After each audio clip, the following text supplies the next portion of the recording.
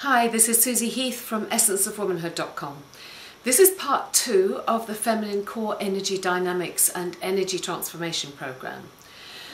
Since I started my life coaching business at the turn of the century in 2000, the most popular coaching tool has been a diagram known as the Wheel of Life, used to subjectively measure satisfaction levels with various parts of your life. This fantastic tool has been similarly adapted for business and management, for skills and abilities, and to quantify the minutiae of life. We've all heard of time management, change management, risk management, project management, anger management, and indeed many other managements. But seldom, if ever, do we closely look at our personal energy management. So where are you now as regards your energy? All journeys need a starting point, and before you start any coaching program, it's really helpful for you to know where you are now.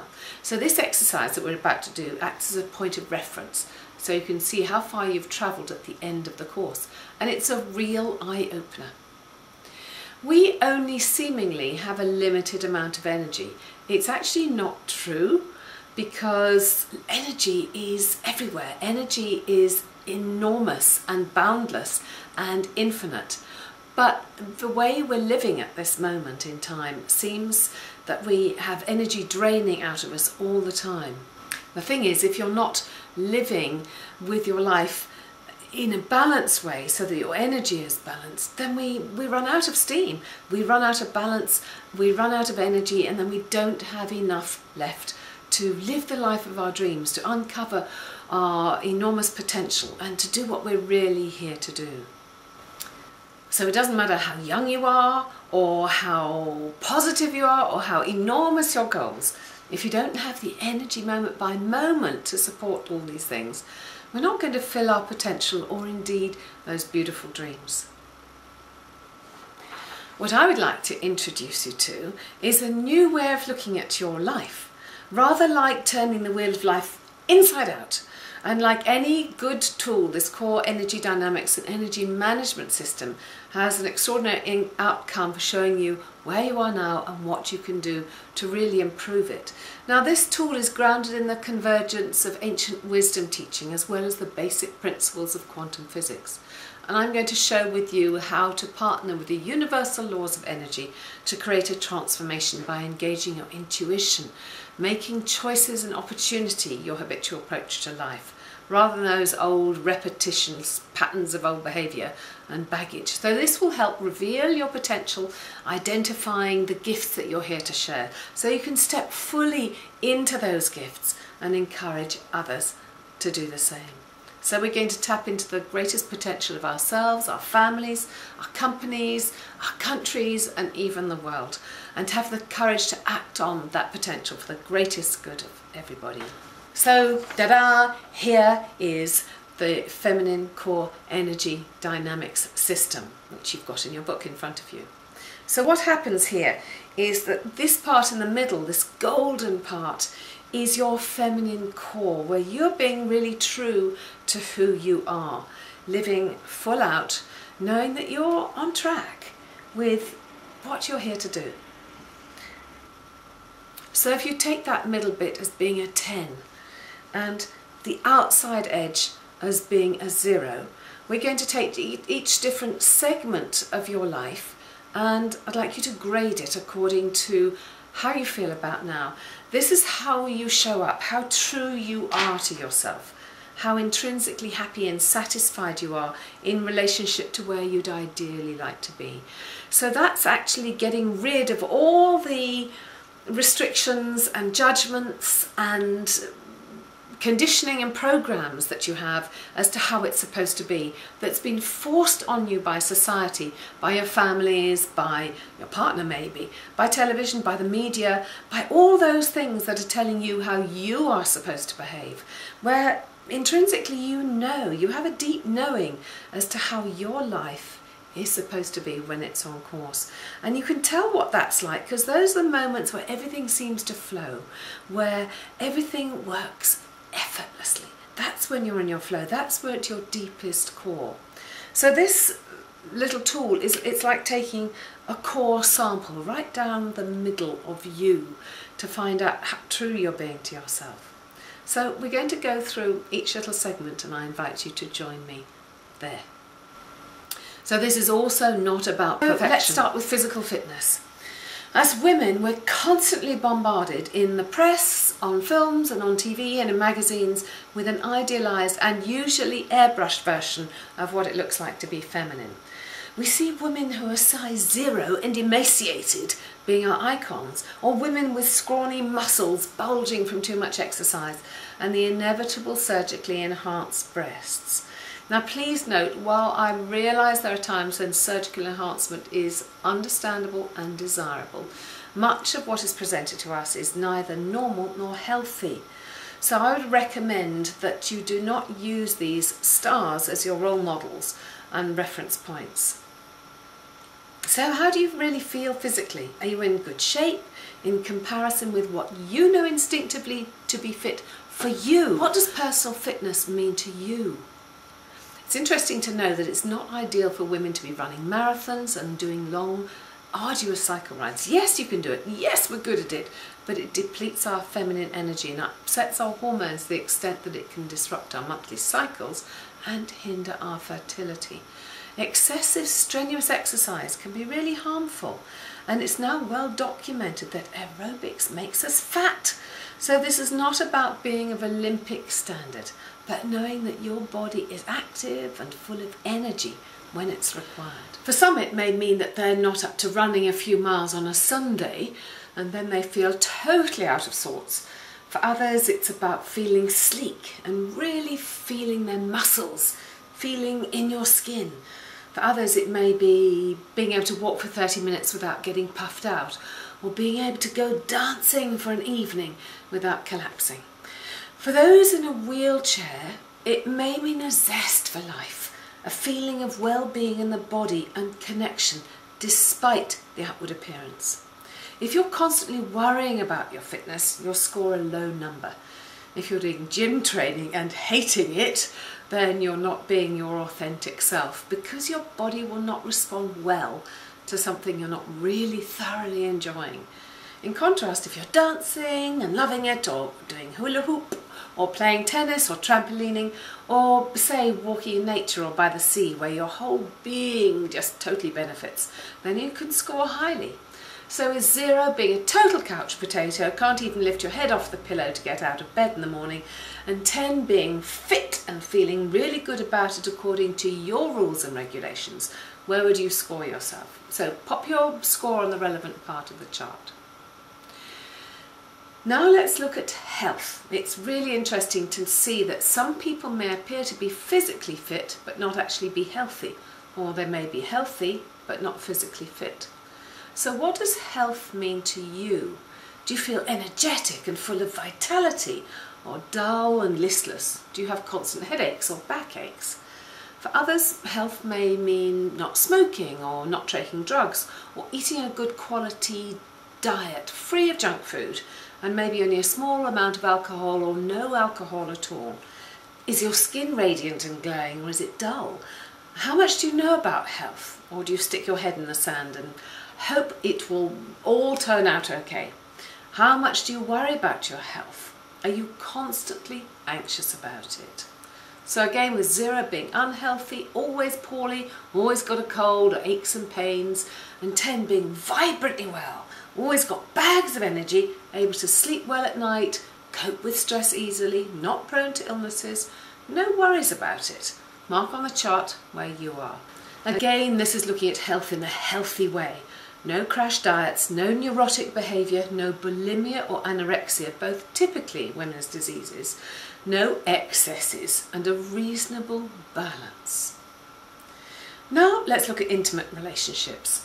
Even if you're married or have a partner, it does not necessarily score a 10. And if you're single right now, it does not necessarily score you a 0. If you're in an intimate relationship, how is it? Does your relationship rocket you to the stars or sink you like a stone? Do you have a good connection with your partner? Do you bring out the best in each other? Do you communicate and share easily together? Do Do you enjoy each other's company? Do you shine and glow and grow by being together? Are you on the same path? Do you have similar natures and share the same values and have similar standards for your life? Do you complement each other well? Do you have a good and satisfying intimate and sexual relationship? Because a relationship without nourishing and satisfying sex is not intimacy, it's just a friendship. Or are you in a relationship where intimacy is poor or non-existent? Do you argue and fight? Do you seem like aliens with little or no connection? Are your goals so dissimilar that you seem as if you're on different train tracks, just totally going in opposite directions and growing apart? Do you find it very challenging communicating your needs to your partner? Is your sex life fulfilling and satisfying to you both? While not expecting every day to score a resounding 10, as that would probably be unrealistic, you will have a knowing deep inside in your heart as to how to score this one. Now, if you're not in a relationship, are you okay with not being in a relationship? Are you ready for a relationship in harmony with who you really are? If you feel really good because you know you are in a great space and really ready for the right man or woman to come in, you may want to score yourself quite high.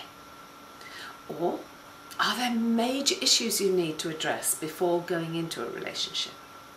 Have you resolved issues from past relationships, or is there still pain and resentment hanging around like old luggage? Do you feel that you need someone to complete you? If so, you may have quite a bit of work to do on yourself first, because you always bring you to a relationship.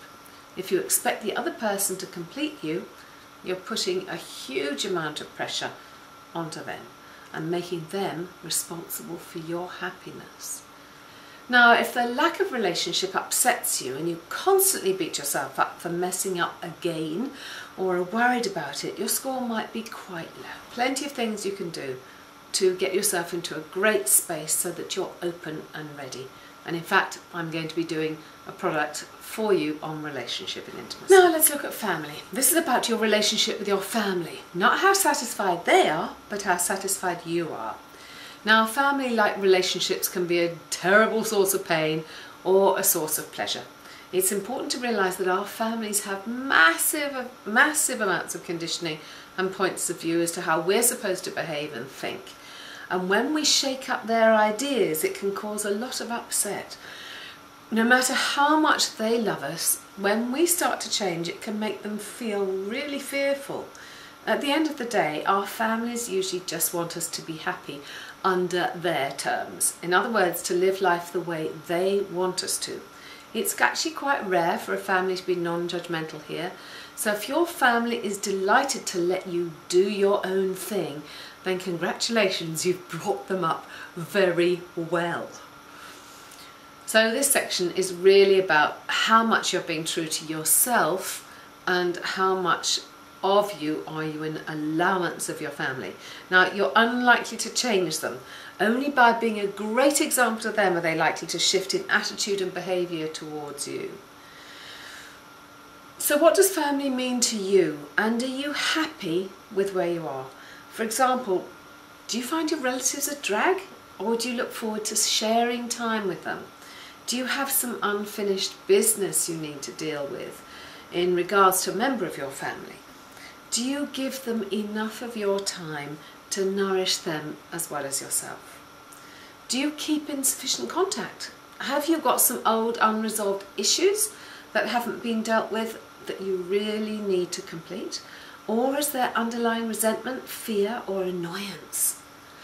Are you the real you with your family, or do you have to put on another persona, another mask when you see them? Do you twist yourself into the shape of a pretzel in order to keep them happy? Are you able to ask them when you need some form of help or something that you need a bit of assistance with, or do you shy away? Do they know your heart's desire, or do you fear that if they knew, they would stamp on your dreams? If all is wonderful and you're able to be your real self with them, you can score yourself really high. If you're in total allowance of them being who they are and you have no unresolved issues or annoyances with them, you'll honour and appreciate that they too have their own way of being, and you've got no need to try and change them, your score will be high. Otherwise, you need to score lower down the scale. Now on to personal development. How happy do you feel right now about your personal development? Are you developing and growing in confidence, awareness and self-esteem? Or do you still feel stuck? Do you feel you're growing or shrinking? Do you participate in courses to build your confidence and self-esteem? I know you're doing some because you're doing this. Things like yoga, tai chi, art classes, language, music, physical pursuits, personal growth, spiritual growth, your connection with life and with others. Are you a good communicator? Do you have a coach? Even if you are a coach yourself, there may be dozens of things you still want to explore. Maybe healing or dance, singing or spiritual practice. But know that you will never get it all done in one lifetime. Now, are you being true to who you are and doing what inspires you? Or are you dancing to someone else's tune? Where would you score yourself? Let's have a look at social life now. For some that means going out almost every evening, but that would not support your energy. Do you get out enough for your needs? Do you have a great supportive group of friends around you who are giving you energy and sharing theirs? It's said that you become the people you hang around most with. So if you're hanging around with negative, moaning, groaning minis, complainers, or people who spend their time worrying, or people who live in poverty consciousness, who are always grumbling about lack, just beware, because that is who you will start to emulate and model at an unconscious level. It just grabs hold of your own energy. So do you have hobbies and interests and activities outside work? Do you enjoy yourself, or is your energy tied up in doing really boring stuff? Watching energy-sapping television, playing on the computer endlessly, or games and things, and not expanding your life? Are you being true to who you really are? Do you extend yourself in the things you want to do to expand your comfort zone? Finances. So this is not about how wealthy you are, but how you view money. Does it frighten you? Do you honour and respect and appreciate it in your life and the energy that money holds? Do you keep it flowing, or do you hoard it up? Or do you spend it all rapidly? Do you earn what you're worth? Do you treat yourself well with your money, or are you mean to yourself? Because that's a typical thing that women do. We put ourselves at the bottom of the pile. Where are you in your financial world? Do you love money, and does your money love you? How true are you being to yourself here? It's been very tempting for many people during recent recessions and financial crises to go down the road of fear and lack and anxiety and panic. But this is only a mindset aggravated by the media. When you stop coming from a place of lack, you will be amazed how abundant at all levels where abundance flows into your life. Do you sit on your savings for fear of losing them, or do you allow your money to flow freely? Or do you know that even though your bank account and bank balance may not be too exciting right now, that very soon all will change, and know that you are taking action to ensure that things will work out well in the not too distant future? How much energy is tied up in fear and worry, in lack and uncertainty? Where would you score yourself? Okay, mental and emotional. Are you going out of your head with worry? Are you the mistress of your emotions, or do you let them take you over? Do you lose your temper often, or do you get stressed easily? Do you get embarrassed and feel awkward, lack confidence and suffer with low self-esteem? Do you fluster easily? Do you beat yourself up a lot, or do you suffer from depression? Do you wish you weren't who you are, or that life were different?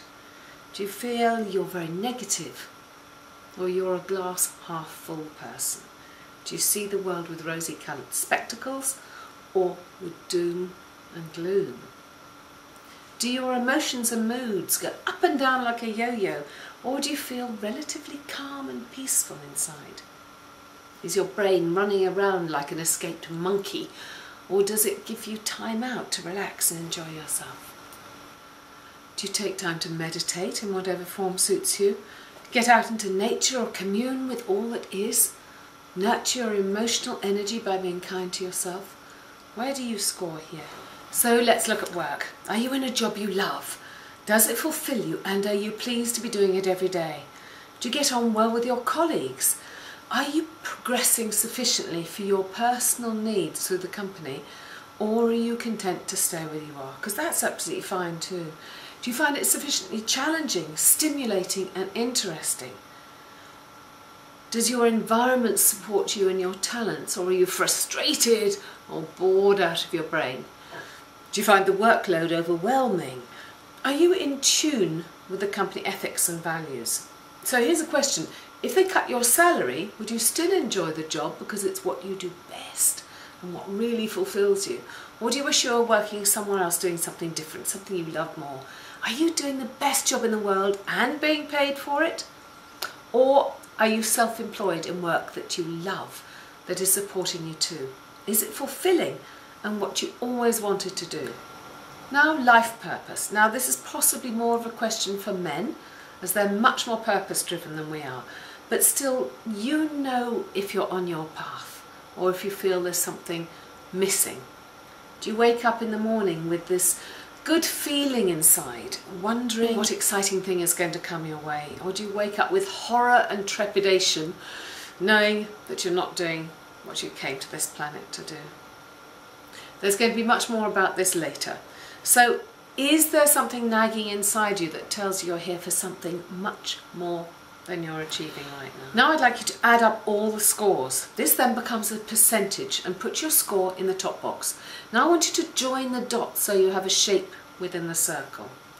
Very often you'll find that some areas are very out of balance and you don't have a circle on which to ride your unicycle of life, and it could make for a very bumpy ride indeed.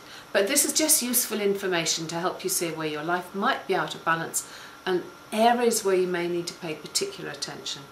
You'll also see that when you join the dots, how close or how far away you are to that central core of the circle. The closer you are to the centre, the closer you are to your own centre. That sparkling golden core is at the centre of who you really are, closer to being your authentic self, the happier, vitally alive being with fabulous energy. But don't just rest on your laurels here. Now, the further away your shape is from that golden centre, the further away from being your authentic self, someone who is fulfilled and happy and full of energy. But don't let that worry you as magical things are about to happen. Now I want you to take that number away from 100 and put the answer in the second box. Now the exciting thing, this is your potential authenticity quotient, what we call your PAQ. Now the interesting thing to notice is that this second score, your PAQ, is a wonderful number. This is all the potential you have yet to unlock. So if life isn't a bowl of cherries right now and your original score is low, hurrah! That means you've got loads and loads of unlocked potential to play with. There is so much of your life you have left to explore and enlarge and enjoy. What a relief. There really is more to life than this, and that energy will be available for you. So it really is time to celebrate.